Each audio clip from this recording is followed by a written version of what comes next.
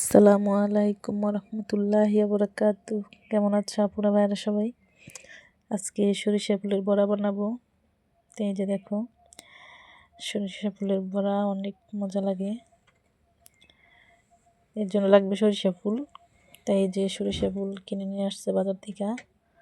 আর এখানে নিচ্ছি পেঁয়াজ, কাঁচামরিচ, ধনিয়া পাতা, অল্প একটু আদা রসুন বেছে নিচ্ছি, এমন বেটে নিব।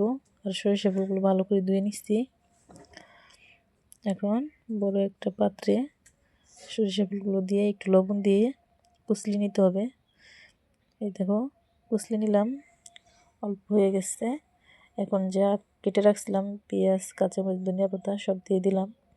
এখন চালের গুঁড়ি আর হলুদের ফাঁকি, স্বাদ মতো লবণ আর একটু দিবা লাগলে, আর ধনিয়া ফাঁকি, তারপর অল্প অল্প পানি দিয়ে বড়ার শেপ মতো এই যে কাইটা করে নিবা, যাতে বড়ার শেপটা আসে। খুব সহজ, দেখেছো? যদি আরও লাগে তোমরা চালের ফাঁকি আরও দিতে পারো। এভাবে বানিয়ে নেব। তারপরে কড়াইতে তেল গরম হয়ে গেছে, একে একে বড়াগুলো ভেজে নিব। আসলে কি বড়া ভাজতে তেল লাগে, এই দেখো তেলের কারবার, শুধু তেলের সর্বনাশ। তাই উল্টে পাল্টে আমি বড়াগুলো সবগুলো এভাবে ভেজে নিব।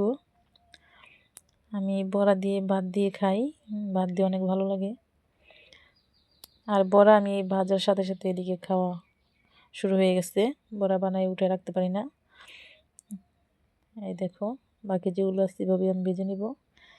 তা তোমরা বাড়িতে আপুরা এইভাবে, খুব সহজ, দেখছো? এইভাবে বড়া বানিয়ে খেয়ে দেখবো, অনেক ভালো লাগে।